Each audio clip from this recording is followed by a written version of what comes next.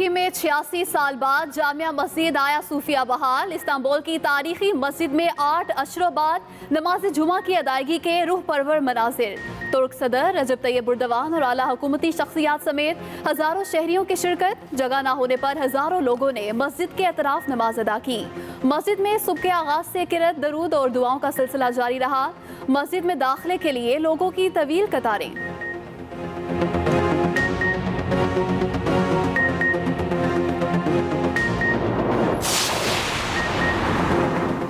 Sindh high court का के इलेक्ट्रिक को कराची से लोड शेडिंग खत्म करने का हुक्म। कराची में तारों से कुंडे हटाए जाएं, अदालत की हिदायत। अदालत का के इलेक्ट्रिक इंतजामिया पर बरहमी का इजहार। 25 अगस्त तक के इलेक्ट्रिक से पेशरफ्त रिपोर्ट तलब कर ली। जस्टिस खादिम हुसैन ने रिमार्क्स दिए कि के इलेक्ट्रिक पर हर कोई उंगली उठा रहा है। ऐसी सूरत हाल में तो के इलेक्ट्रिक का लाइसेंस मुअत्तल होना चाहिए। कराची के लोग के इलेक्ट्रिक की वजह से बड़ी तकलीफ में हैं। के इलेक्ट्रिक ने नाकारा लोग भर्ती किए हैं। बड़ी बड़ी तारों पर आम आदमी कुंडा कैसे लगा सकता है? सब मालूम है कि इलेक्ट्रिक वाले सिर्फ पैसे बना रहे हैं। कराची में बिजली की लोड शेडिंग का सिलसिला फिर जारी। मुख्तलिफ इलाकों में 3 से 12 घंटों की लोड शेडिंग जारी। शहरियों को शदीद मुश्किलात का सामना। बफर जोन, सुरजानी, खुदा की बस्ती, न्यूलियारी, तेसर टाउन और मुल्हिका गोठों में बिजली की बंदिश। बल्दिया टाउन, सईदाबाद, मवाजकोट और गडाब में भी आवाम की जिंदगी अजीरन। दूसरी तरफ गैर अलानिया लोड शेडिंग पर नेपरा ने के इलेक्ट्रिक को शो कॉज नोटिस जारी कर दिया। 15 रोज में तफसीली जवाब तलब।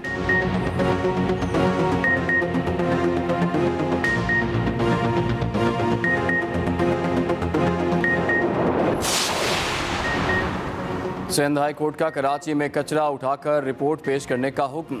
अदालत का कराची में गंदगी और कूड़े के ढेर पर इजहार बरहमी। सेक्रेटरी बल्दियात सिंध को फौरी तलब कर लिया। जस्टिस खादिम हुसैन शेख ने रिमार्क्स दिए, कराची की हालत देखकर दिल खून के आंसू रो रहा है। क्या किसी बड़े शहर के साथ ऐसा किया जाता है? जब सियासी जमातों को इख्तियारात मिल जाएं तो अपनी पावर और जिम्मेदारी भूल जाते हैं।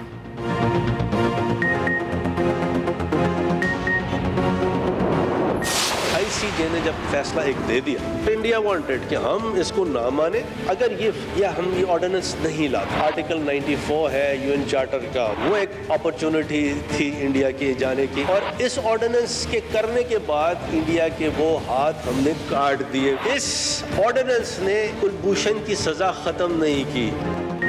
भारतीय जासूस कुलभूषण यादव की कोई सजा माफ नहीं की गई। ये NRO नहीं, हसास सिक्योरिटी मामलात में सियासत नहीं करनी चाहिए। पाकिस्तान आलमी जिम्मेदारियां पूरी करने की हर मुमकिन कोशिश करेगा। वफाकी वजीर फरोग नसीम का कौमी असम्बली में इजहार ख्याल। कहा, ICJ ने कुलभूषण की सजा खत्म नहीं की और ना ऑर्डिनेंस से ऐसा होगा। ICJ ने कहा, कुलभूषण को काउंसलर रसाई देनी है। भारत चाहता है हम ICJ का फैसला ना माने।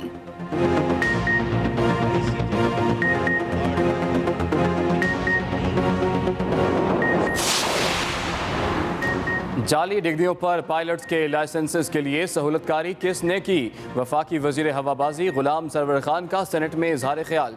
कहा, पायलट्स के लाइसेंस के मामले को मुतनाज़ बनाने की कोशिश की गई, बात अभी बहुत आगे तक जाएगी, सब्र करें। जिन्होंने लाइसेंसों पर दस्तखत किए उनके खिलाफ एक्शन होगा। सहूलतकारों और मुजरिमों तक भी हम ज़रूर पहुँचेंगे। PIA की निजकारी ज़ेर गौर है, ना ऐसा कोई होने जा रहा है।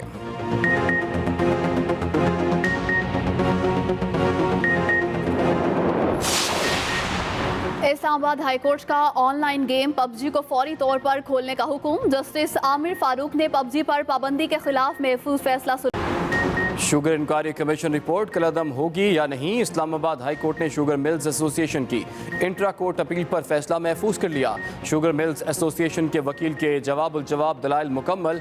अदालत के बुध तक तहरीरी दलाल जमा कराने की हिदायत। अटॉर्नी जनरल ने अपने दलाल के हक में मजीद अदालती फैसलों के हवाले जमा करा दिए।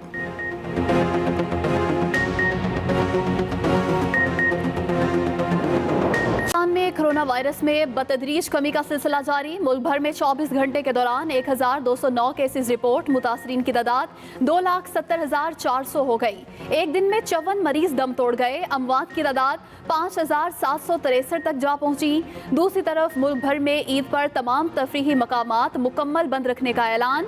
National command and operation centre के इजलास में अहम फैसले। ईद उल अजहा के लिए लगाई जाने वाली गैर कानूनी मवेशी मंडियों के खिलाफ क्रैकडाउन का फैसला।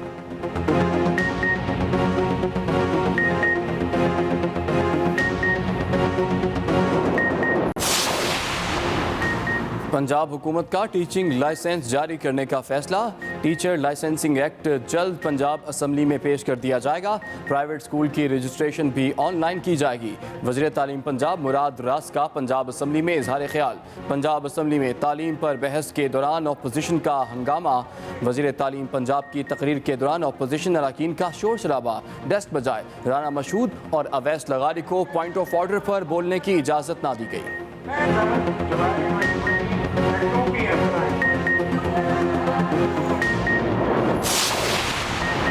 वज़ीर आला पंजाब का मरी में नए तरक्याती मंसूबों का ऐलान। सरदार उस्मान बुज़दार का दौरा मरी। वज़ीर आला पंजाब ने कहा, मरी में पानी के बेहतर फराहमी के लिए 22 करोड़ रुपए से नई वाटर स्कीम बनेगी। 3.5 लाख फलदार दरख्त लगाए जाएंगे। कोसार यूनिवर्सिटी भी बनाएंगे। नया थाना और नई सब डिवीजन बनाने की असूली मंजूरी दे दी। रेस्टोरेंट्स और होटल्स को भी खोलने के लिए SOPs को हतमी शक्ल दी जा रही है।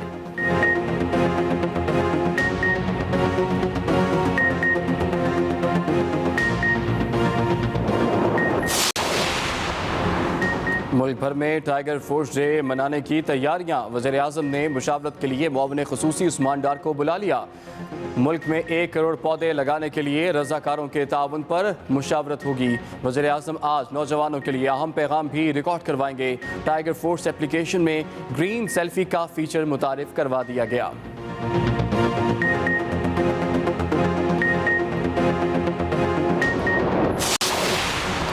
मलाइशिया की सिविल एविएशन अथॉरिटी ने ग्राउंड किए गए तमाम पाकिस्तानी पायलट्स को बहाल कर दिया। पाकिस्तान सिविल एविएशन अथॉरिटी ने मलाइशिया में काम करने वाले 18 पाकिस्तानी पायलट्स के लाइसेंस को दुरुस्त करार दे दिया। मलाइशिया में पाकिस्तानी पायलट्स की बहाली का नोटिफिकेशन जारी।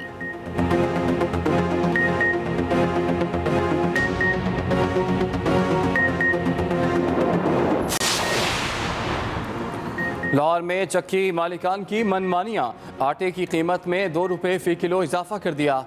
1 किलो आटा अब 70 रुपये में मिलेगा। एक हफ्ते में आटे की फ़ी मन कीमत 2100 रुपये से बढ़कर 2300 रुपये हो गई। नान रोटी एसोसिएशन ने मैदे की बोरी सस्ती ना होने पर ईद के बाद हड़ताल की धमकी दे दी। शहरी आटे की बढ़ती कीमत पर फट पड़े।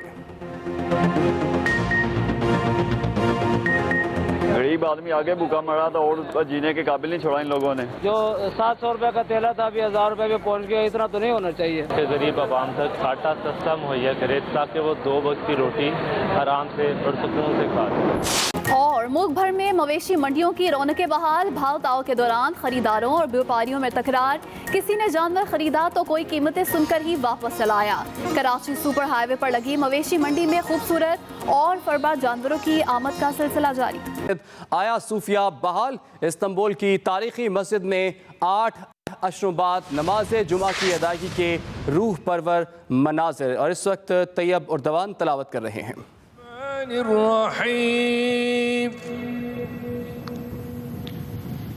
अलिफ लाम मीम ज़ालिकल किताबु ला रैब फीह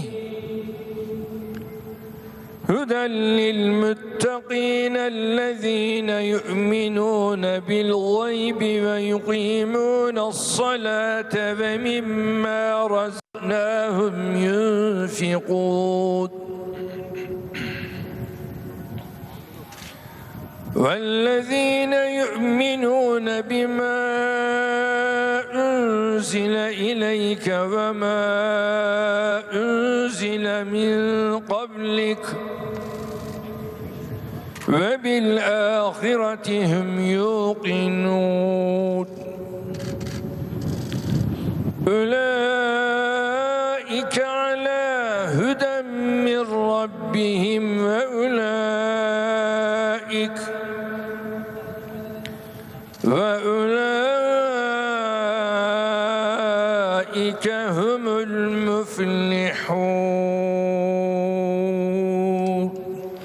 Sadakallahul azim. آمين. أعوذ بالله من الشيطان الرجيم. بسم الله الرحمن الرحيم. الحمد لله رب العالمين.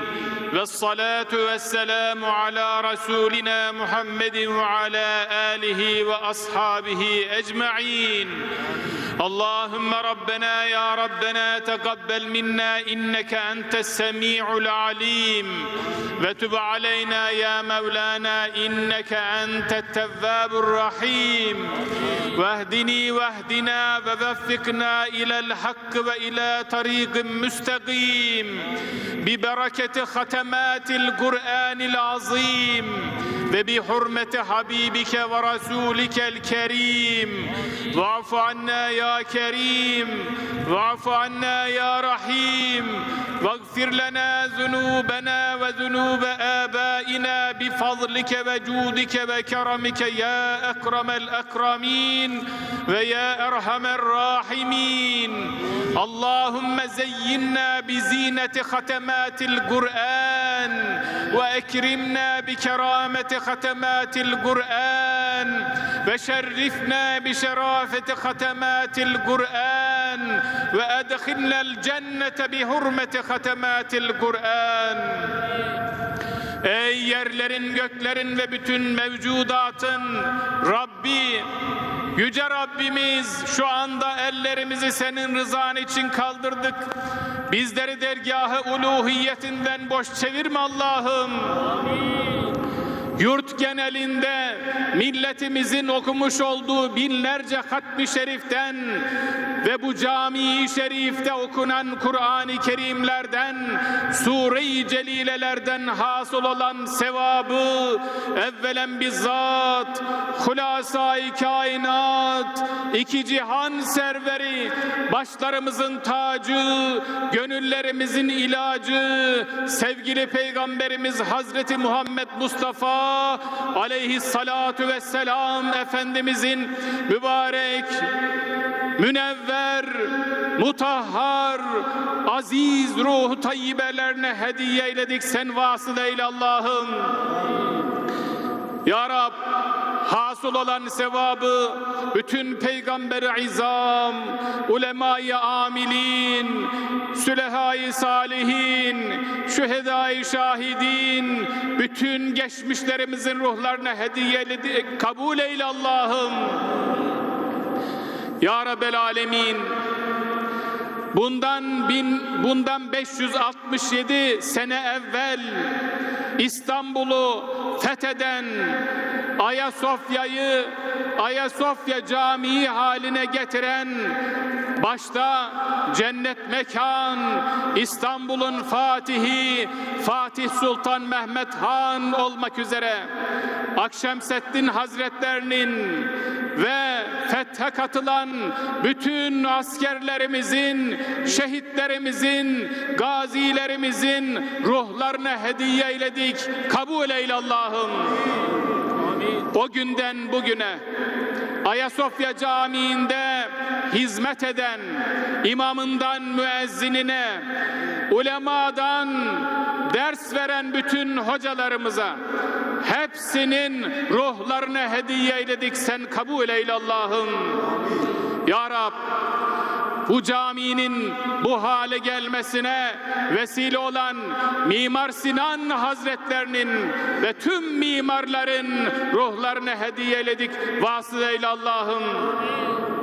Ya Rabbel Alemin, bugün Ayasofya Camii'nin ibadete açılmasına katkı sağlayan, ibadete açılmasına vesile olan başta Zat-ı Devletleri Cumhurbaşkanımız olmak üzere tüm devlet büyüklerimizin, emeği geçen herkesin bütün geçmişlerin ruhlarına hediye eyledik. Sen kabul eyle Allah'ım. Ruhlarını meleği alada ferahnak eyle Allah'ım. Bizleri umduklarımıza nail eyle Allah'ım.